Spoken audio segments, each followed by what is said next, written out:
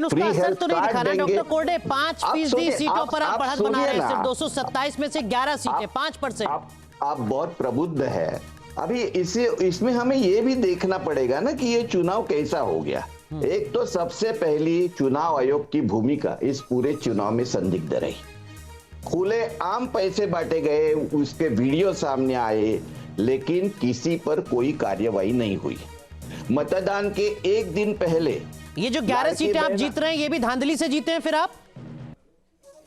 देखिए, हम अगर चुनाव आयोग निष्पक्ष रहता तो आपको आज चित्र बिल्कुल अलग दिखता। ये जो चित्र अभी दिख रहा है, ये धांधली का है क्या? 11 सीटें कांग्रेस, 63 सीटें उद्धव ठाकरे। जहां धांधली करने के लिए चुनाव आयोग को नहीं जमा और ये जो गठबंधन है महायुति को नहीं जमा, इतनी माइन्यूट ऑब्जर्वेशन दिल्ली से चुनाव आयोग कर लेता है कि एक एक वार्ड पर वो तय करता है कि यहां जमेगा, यहां नहीं जमेगा। 227 सीटों पर बीएमसी में। देखिए, दिल्ली चुनाव आयोग की जरूरत नहीं है। चुनाव आयोग सिर्फ बीजेपी में विलीन नहीं हुआ है, लेकिन बीजेपी से उसकी साठगांठ है। डॉक्टर साहब, किशोर शितोले हमारे साथ जुड़ गए, उनसे जवाब ले लेते हैं। इस वक्त हमारे साथ जुड़ चुके हैं किशोर जी। सबसे बड़ी बात तो यह है कि आप लोगों ने 11 सीटें भी कैसे छोड़ दी? अगर चुनाव आयोग इतनी चीजों पर इतनी तरीके से रिसर्च कर रहा है और आपको सपोर्ट कर रहा है, तो कैसे चली गई कांग्रेस के पास 11 सीटें? देखो, मैंने सवेरे भी आपको कहा कि मैं बिल्कुल चुनाव आयोग से मैं नाराज हूं, क्योंकि उन्होंने बहुत कल जो वोट हो रहे थे उसमें फैमिली के 2 मेंबर एक प्रभाग में गए, 2 मेंबर दूसरे प्रभाग में गए। ऐसा बहुत जगह पे हुआ, तो ये कोई अच्छी बात नहीं है। लेकिन ये जो कहते हैं कि चुनाव आयोग हमारे साथ है, तो ये इनका एक बहाना है कि ये अब नहीं जीतते तब बोलने का। लेकिन ऐसा कुछ आप देखते हो कि जैसे इनकी सीटें मिलती है तब इनकी भाषा बदल जाती है, तब इनको चुनाव आयोग हमारे पक्ष में है ये नहीं लगता है। तो ये हर पल नया कुछ ना कुछ निकाल के अपना जो अपयश है उसको वो ईवीएम पे थोपेंगे या तो फिर चुनाव आयोग के स्याही पे थोपेंगे। तो ये इन्होंने जनता में जाकर अपनी विकास की राजनीति। शितोले साहब, माफ कीजिए आपको रोक रहा हूं। आपको बधाई, और बधाई इस बात के लिए कि बीएमसी चुनाव में भारतीय जनता पार्टी ने, जो गठबंधन है बीजेपी का, उसने 100 का आंकड़ा छू लिया है। तो इस वक्त की जो टैली बीएमसी की हम दिखा रहे हैं आपको, उसके मुताबिक बीजेपी का गठबंधन पयोधी 100 सीटों पर पहुंच गया है। और आप ये मानकर चलिए कि आपको 114 कॉर्पोरेटर है जिनकी जरूरत पड़ती है अगर आपको अपना मेयर बनाना है, और ये आंकड़ा बहुत जल्द हो जाएगा, क्योंकि 2 फेजेस में ये काउंटिंग होगी। आज लंबी चलने वाली है अनुराग। यकीनन हमारे साथ हमारे वरिष्ठ सहयोगी विलास आठवले भी हैं। विलास, 2 जो पॉलिटिशियन हैं उनके पॉलिटिकल फ्यूचर को आपसे मैं समझना चाहूंगा। एक अजीत पवार, जो भारतीय जनता पार्टी से अलग चुनाव लड़ रहे थे और जो सिंचाई योजना थी बीजेपी और शिवसेना सरकार के दरमियान की, उस पर हमला बोल रहे थे। दूसरे राज ठाकरे।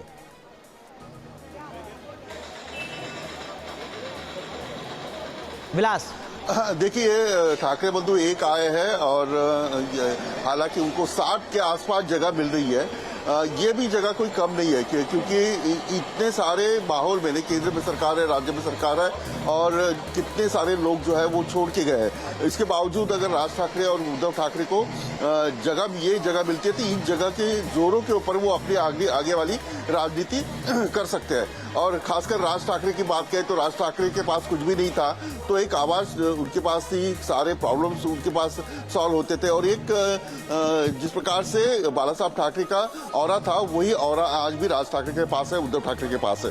लेकिन हाँ, जो पार्टी को पैसे की जरूरत होती है, कार्यकर्ता बढ़ाने की जरूरत होती है, वो कहीं ना कहीं मुश्किल होगी। जब तक मराठी मानुस का ये मुद्दा जो है वो रहेगा, तब तक ठाकरे ब्रांड जो है वो खत्म नहीं होने वाला। सीटें भले कम आई हो, लेकिन उनका जो आवाज और अजीत पवार की अगर बात करें तो अजीत पवार पुणे में अकेले लड़े थे, तो अजीत पवार के यहाँ कोई ज्यादा सीटें नहीं मिल रही है। अजीत पवार को कोई परफॉर्मेंस करने नहीं आया। लेकिन अगर 2 राष्ट्रवादी कांग्रेस एक हो जाए तो अजीत पवार अभी जैसी ताकत है वैसी ताकत रह सकती है। हालांकि बीजेपी, वो सुनवाते हैं पहले।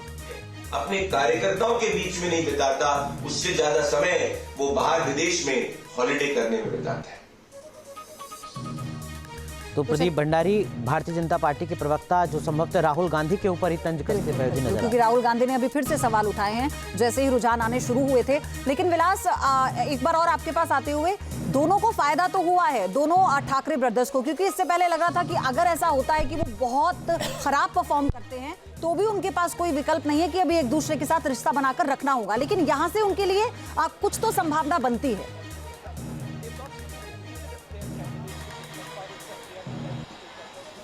हाँ बिल्कुल, मैंने कहा कि अगर बहुत ही कम सीटें आती तो हो सकता है कि जो सोच है लोगों की वो थोड़ी बदल जाती, लेकिन ठाकरे ब्रांड जो है उस बारे में आज भी लोग या आगे चलकर भी जिस प्रकार से 25 साल तक बीएमसी में राज करना और 40-50 साल तक पूरे महाराष्ट्र में एक आवाज बुलंद रखना, ये कोई कम चीज नहीं थी। तो ये ठाकरे ब्रांड जो है, जब तक राज ठाकरे की आवाज में दम है, उन्होंने जो प्रेजेंटेशन किया अदानी के बारे में, वो काफी लोगों का भाया है और लोग ये चाहते हैं कि कहीं ना कहीं गुजरात जो है वो मुंबई को अलग करना चाहता है, या गुजराती हो, उत्तर भारतीय हो, ये मुंबई को खत्म कर रहे हैं। ये भावना जब तक है तब तक राज ठाकरे का सिक्का चल सकता है। ठीक है। अजित पवार की अगर मैंने ये बात कर रहा था कि अजित पवार और राष्ट्रवादी कांग्रेस अभी एक हो गई है, तो जो पश्चिम महाराष्ट्र का एक बेल्ट है, पुणे हो, पश्चिम महाराष्ट्र हो, या सोलापुर हो, या सातारा हो, यहाँ पवार परिवार को मानने वाला जो लोग हैं वो कुछ आने वाले दिनों तक अजित पवार को साथ दे सकते हैं। ठीक है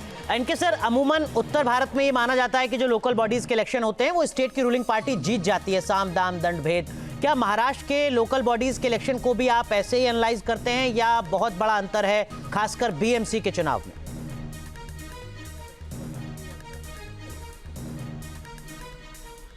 नहीं देखिए, बीएमसी बिल्कुल अलग है बाकी लोकल बॉडी सिविक बॉडीज से बीएमसी अलग है। उसकी वजह यह है कि एक तो सिविक एमेनिटीज का जो एक्सपेक्टेशन है जनता का वो बिल्कुल अलग है।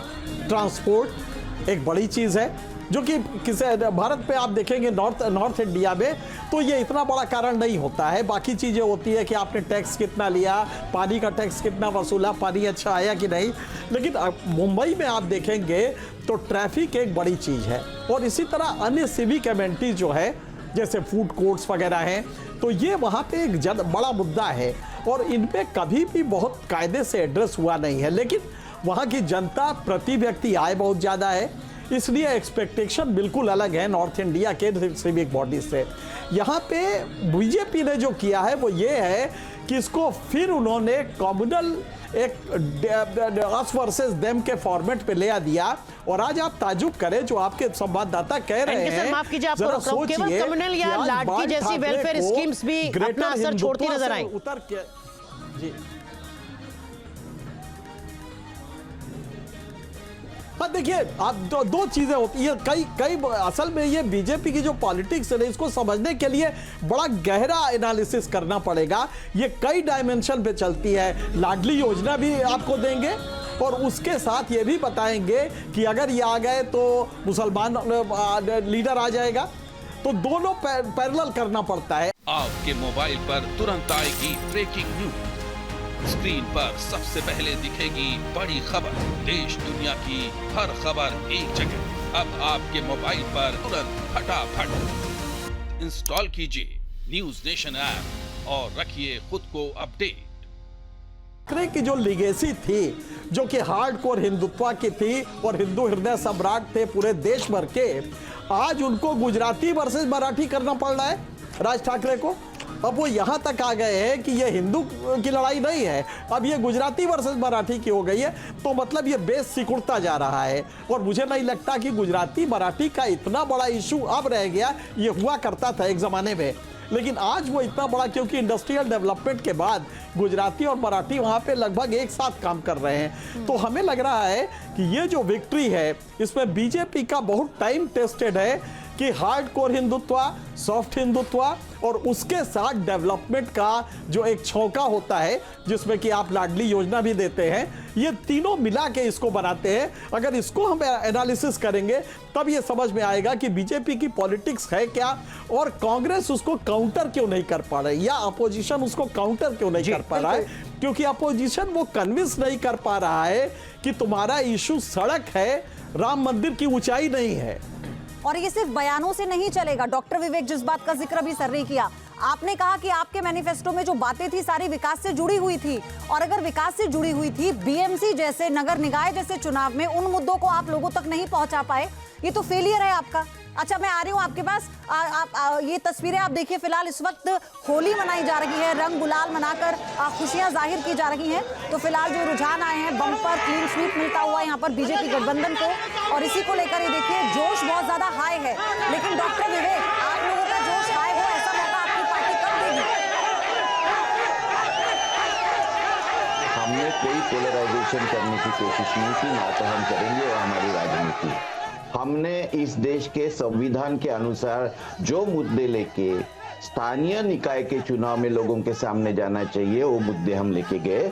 लेकिन यहाँ बड़े पैमाने पर पहले हिंदू मुस्लिम ध्रुवीकरण किया गया, फिर मराठी और नॉन मराठी वोटों का ध्रुवीकरण किया गया। और जो राज ठाकरे जी ने जो एक साउथ इंडियन नेता के बारे में जो गलत शब्द का इस्तेमाल किया, उससे पूरी साउथ इंडियन जनता एक तरफ हो गई, जो हमारे पारंपरिक वोटर है। ये सब चीजों को देखते हुए आपका जो सवाल है कि हम लोगों के पास जाके हमारी मुद्दों को क्यों नहीं रख पा रहे। राहुल गांधी ने एक भारत जोड़ो यात्रा की, फिर भारत जोड़ो न्याय यात्रा की, और हमने जो मुद्दे लोगों के सामने रखने चाहिए वो मुद्दे हमने रखे हैं। जैसे कि मैं शुरुआत में ही कहा कि ये इलेक्शन पूरी इलेक्शन, सुनिए आप मुझे पूरा करने दीजिए, क्योंकि आपका स्क्रीन में बिल्कुल नहीं देख पा रहा हूँ। मुझे कुछ मैं छोटा छोटा काउंटर कर रही हूँ। भारत जोड़ो यात्रा से क्या जोड़ पाई कांग्रेस? कांग्रेस खुद को जनता से जोड़ पाई या जनता जुड़ी कांग्रेस से? देखिए, आपने तो देखा कि हमारी लोकसभा की सदस्य संख्या 100 तक पहुंच गई, दुगनी हो गई। देखिए, बातें ये है कि जब पूरी इलेक्शन यंत्रणा कॉम्प्रोमाइज होती है, विरोधियों के ऊपर ईडी, सीबीआई और कौन कौन सबकी ये गिरती है। अभी परसों भी कोई मध्य प्रदेश के एक नेता ने बीजेपी छोड़ दी तो उनके इस पर ईडी की रेड आई। तो ये जो सब यंत्रणा, सैद्धांतिक तौर पर ये बेहतर विकल्प नहीं है। नहीं, सैद्धांतिक तौर पर अगर आपको लगता है कि चुनाव आयोग ही धांधली करके बीजेपी को चुनाव जिता रहा है, तो सैद्धांतिक तौर पर फिर आपको चुनाव ही नहीं लड़ना चाहिए। 2-4 साल आपको विड्रॉ कर लेना चाहिए। अब वो आज भी है वहां पर, वो लड़ते चुनाव। देखिए, चुनाव नहीं लड़ना ये एक शरणागति है। हम इस देश के प्रजातंत्र के रक्षा के लिए और स्वातंत्र के रक्षा के लिए काम किया, वो हम भविष्य में करते रहेंगे और हमें पूरी उम्मीद है। देखिए, ये कोई आखिरी चुनाव नहीं है, ऐसे चुनाव आते रहेंगे और एक न एक दिन हम जनता को बीजेपी का जो रियल स्वरूप है, वो स्वरूप हम इनके सामने रखेंगे कि इनका हिंदुत्व नहीं है, इनकी जो राजनीति है ये राजनीति चंद पूंजीपतियों के फायदे के लिए है। और एक क्रोनिक कैपिटल कि पूरा चुनाव जो है ना बीजेपी वर्सेस ये ठाकरे ब्रदर्स हो गया। और देखिए उन्होंने वही किया। लेकिन किशोर जी, सबसे बड़ी बात यह है कि आपने जो मुद्दे उठाए और जो बयानबाजी हुई वो हमें भी पता है, आपको भी पता है। मैं चाहती हूं आप इस पर जवाब दें कि क्या किसी ऐसे मुद्दे पर बात हुई लोगों के बीच में जिसमें ये कहा गया हो कि हम विकास करेंगे, मुंबई का गड्ढे भर देंगे, हम जो लीकेज हो रहा है उससे हम निजात दिलाएंगे, पोल्यूशन कम हो जाएगा? ये तो हमने भी नहीं सुना। देखो हिमानी जी, जो भी फैसला जनता का आ रहा है वो विकास के मुद्दे पे ही आ रहा है। उन्होंने देखा हुआ है कि उद्धव ठाकरे साहब के पास 25 साल मुंबई रही, लेकिन हर बारिश में बाढ़ से मुंबई भरी रही, ट्रैफिक जाम हुआ, सारी गतिविधियां बंद रही। तो ये जो उन्होंने बीएमसी में 74,500 करोड़ का बजट वाली ये बीएमसी है, महानगर पालिका है, इसमें बस भ्रष्टाचार की गंगा उनकी बहते रही। उस समय तो आप भी सरकार में थे ना उनके साथ, तब कौन सा ऐसा आपने रोड मैप तैयार कर लिया था सर? हम छोटे भाई थे और हम देख रहे थे कि जो भी निर्णय करना है उसमें जब संख्या का बल होता है तो उनका बल ज्यादा रहता है, लेकिन उन्होंने कोई विकास का काम तब किया नहीं, इसलिए हम सत्ता से बाहर रहे थे। लेकिन एनके सर, जब कांग्रेस पार्टी ये मानकर चल रही है कि चुनाव आयोग धांधली से बीजेपी को चुनाव जिता रहा है और जब कभी हम सत्ता में आएंगे तो इस सिस्टम को बदलेंगे, तो कांग्रेस पार्टी फिर सत्ता में आई कब पाएगी? वो तो उम्मीद ही खत्म कर लेनी चाहिए कांग्रेस पार्टी को। और क्या ये कांग्रेस की सेलेक्टिव अप्रोच है कि मतलब वो जम्मू कश्मीर, पंजाब, हिमाचल, कर्नाटक, झारखंड जीते तो सब ठीक, लेकिन जहां हारे तो वहां चुनाव आयोग? एनके सर,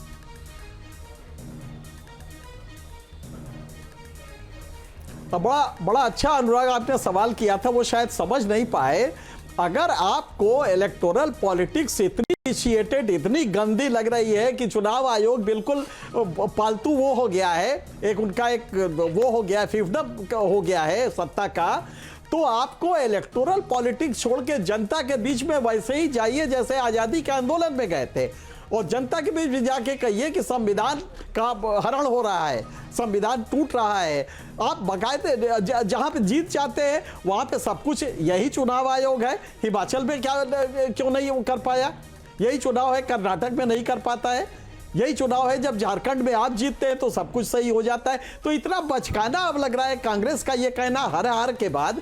अरे आप अपना गरेबान में झांक के देखिए, आपके पास कैडर नहीं है, आपके पास पॉलिसी पैरालिसिस है, ऐसा नहीं आपका नेता निकलता नहीं है। शायद हो सकता है कांग्रेस को इस पर भी मंथन करना होगा कि अब ये ईवीएम को लेकर, चुनाव आयोग को लेकर ये जो ढिंडोरा इसे पीटना वो बंद कर दे। पंकज मेरे सहयोगी जुड़ चुके हैं हमारे साथ। आप पंकज, क्या अपडेट है, आप बताइएगा जरा।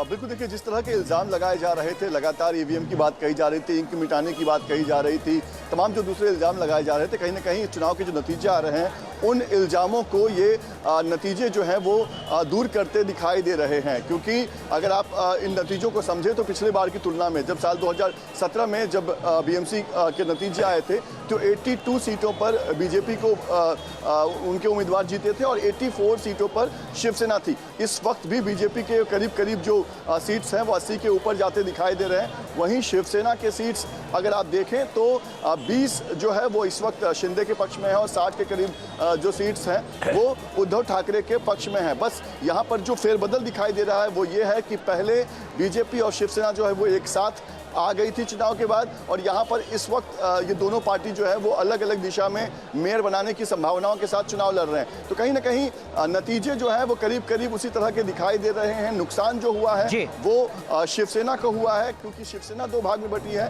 कांग्रेस को नुकसान हुआ है, कांग्रेस को जहाँ पहले 34 सीट्स थी इस वक्त आप देखेंगे तो करीब 10 के आसपास जो है वो कांग्रेस दिखाई दे रही है। तो बीजेपी के जितने सीट्स थे वो वहीं पर हैं, शायद उससे और ज़्यादा बढ़ते हुए दिखाई दे रहे हैं। लेकिन शिवसेना के सीट यानी शिंदे गुट अगर बीजेपी के साथ आ गई है तो जो 84 सीट्स शिंदे गुट को आने चाहिए थे वो लेने में शिंदे कहीं ना कहीं शिवसेना। ठीक है, तो आप कह रहे हैं कि शिंदे गुट के साथ साथ कांग्रेस पार्टी के लिए आत्ममंथन का मौका है। भारतीय जनता पार्टी की बल्ले बल्ले जश्न मना रहे हैं भारतीय जनता पार्टी के कार्यकर्ता। नगर निकाय के चुनाव जिसके नतीजे आ रहे हैं टेलीविजन स्क्रीन पर लगातार दिख रहे हैं। बहुत बहुत शुक्रिया।